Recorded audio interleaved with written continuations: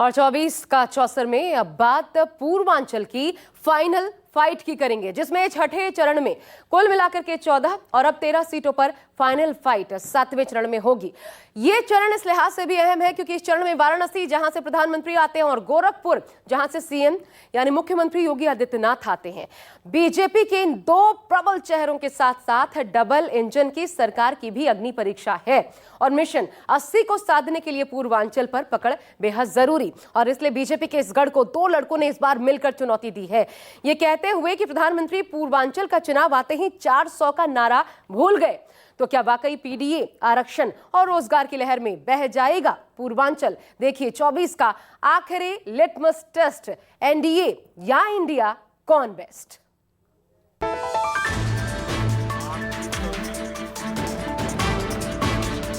विकसित भारत का growth engine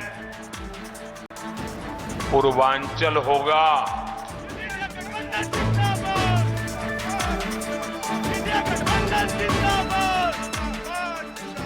चुनाव पूर्वांचल में आया है। 80 की 80 सीटें इस बार इंडिया गठबंधन जीतने जा रहा है।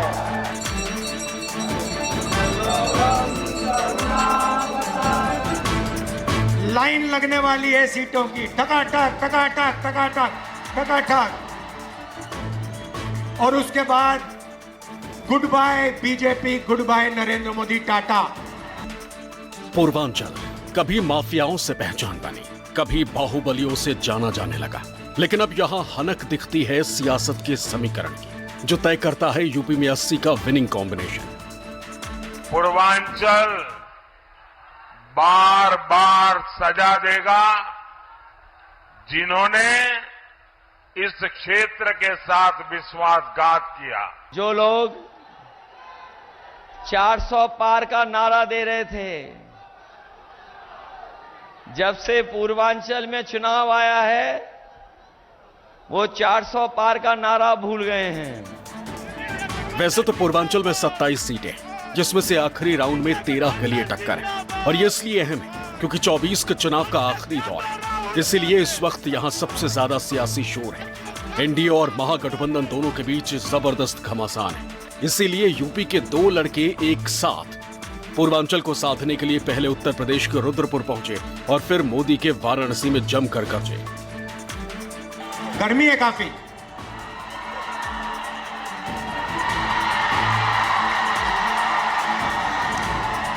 ये जो दोनों समाजवादी पार्टी और कांग्रेस पार्टी है, जो हाथ का निशान है और जो साइकिल का चिन्ह है, ये दोनों एक साथ मिल गए हैं। साइकिल को हाथ के पंजे ने पकड़ लिया है।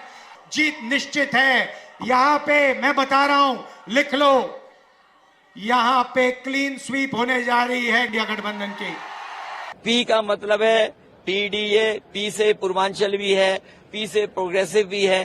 तो पीडीए जो है परिवार, वो प्रोग्रेसिव है। पीडीए परिवार में पूर्वांचल शामिल है। एनडीए है निगेटिव, नकारात्मक राजनीति करते हैं, और नकारात्मक राजनीति का समय खत्म हो गया है। वाराणसी में वोटिंग की तैयारी है, गोरखपुर में हलचल तेज है। पूर्वांचल का राजनीतिक तापमान बढ़ा हुआ है। पूर्वांचल का अपना मिजाज है।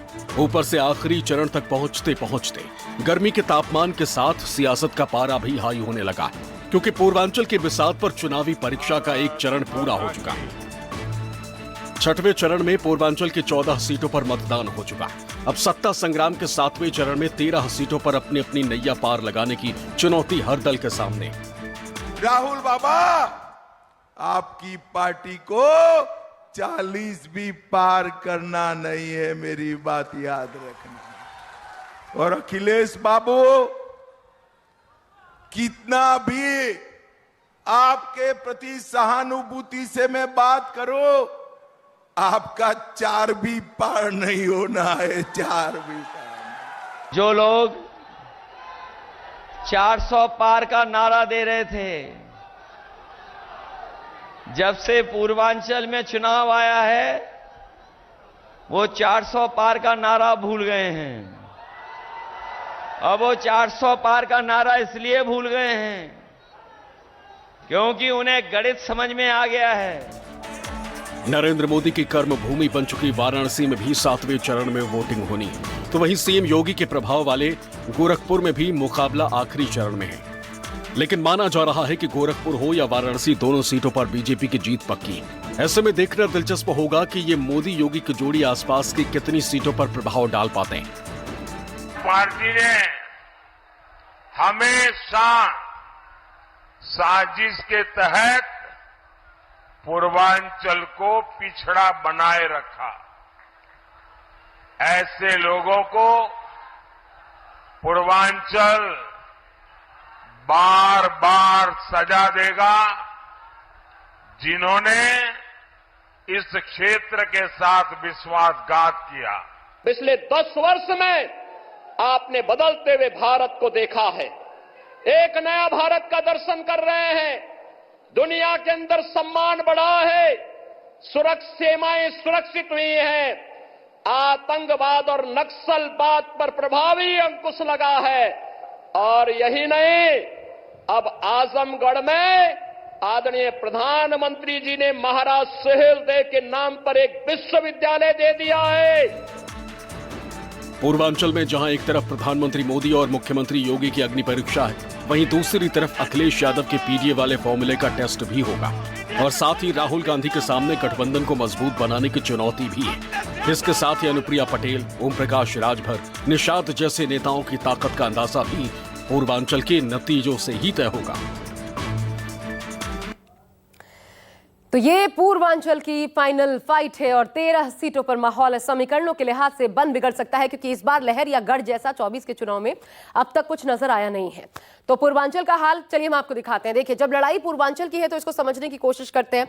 सबसे पहले तो देखिए कहां की लड़ाई पूर्वांचल की। टारगेट 13 सीटों पर फाइट, सीधा सीधा BJP versus Samajwadi party. BSP जो पिछली बार 2 सीटें पूर्वांचल में एसपी के साथ रहकर निकालने में गठबंधन में कामयाब रही थी, गाजीपुर और घोसी थी, इस बार फाइट से बीएसपी आउट मानी जा रही है और मुकाबला बीजेपी और एसपी के बीच कड़ा माना जा रहा है हर लिहाज से। अब बात पूर्वांचल के 2 सियासी सेंटर्स की हम कर लेते हैं। देखिए, 2 सियासी सेंटर आप समझ सकते हैं। पहला गोरखपुर, दूसरा वाराणसी, जहां से प्रधानमंत्री नरेंद्र मोदी आते हैं, यहां से गोरखपुर से योगी आदित्यनाथ।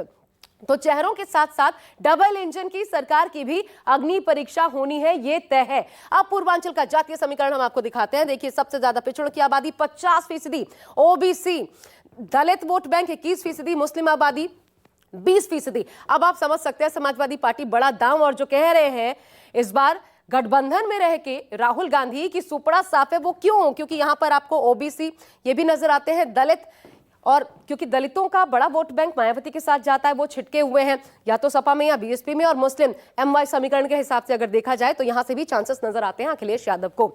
अब 2024 में राजनीतिक समीकरण के लिहाज से भी आपको समझाने की हम कोशिश करते हैं कि किस प्रकार से ये पूरा खेल जो है कहां किसका पलड़ा भारी नजर आता है। तो देखिए, एनडीए का कुनबा पहले इसे समझने की कोशिश कीजिए। देखिए, बीजेपी निषाद पार्टी अपना दल लेस पिछली बार 2 सीटें जीतने में कामयाब रही थी। सुहेलदेव, भारतीय समाज पार्टी, सुभाषपा यानी कि ओम प्रकाश राजभर की पार्टी, ये तो एनडीए का धड़ा हो गया। इंडिया का धड़ा समाजवादी पार्टी प्लस कांग्रेस, 2 लड़के जो साथ मिलकर चले हैं और जो कह रहे हैं कि अगर हम शहजादे हैं तो इस बार प्रधानमंत्री को शह और मात देंगे।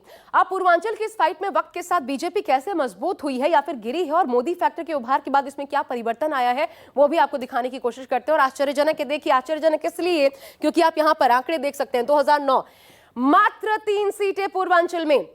यहां देखिए 2014 की बात करें तो 13 की 13 सीटें इस फेज में जो लड़ी जा रही हैं उनमें 13 की 13 सीटें निकाली थी एनडीए ने। 2019 में बात करें 11 सीटें, यहां पर 2 सीटों का हालांकि नुकसान हुआ था। वो कौन सी 2 सीटें थी? जैसा हमने आपको बताया, बीएसपी की घोसी और गाजीपुर। और ऐसे में जब इस बार नारा 400 प्लस का है तो जीत के लिए पूर्वांचल और अहम हो जाता है और इसलिए लड़ाई और कांटे की दिखाई देती है।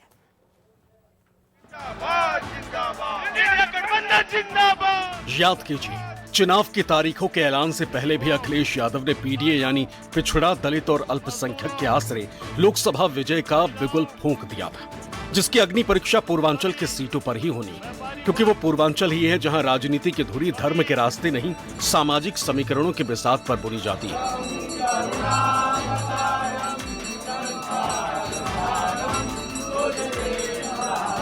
समाजवादी पार्टी पर अपना वोट कोई बर्बाद नहीं करना चाहता। मुझे बताइए भैया, हम लोग हमारे उत्तर प्रदेश के लोग राजनीति को समझने में बड़े माहिर है। यहां तो गांव का बच्चा भी राजनीति समझ जाता है। इधर पूर्वांचल के लोगों ने मन बना लिया है कि जो इंडिया गठबंधन के लोग हैं, इनका तो साथ देना ही देना है। वहीं भारतीय जनता पार्टी ने पिछले 10 साल से जो लगातार धोखा देने का काम किया है, उनका सफाया करने का काम करेंगे।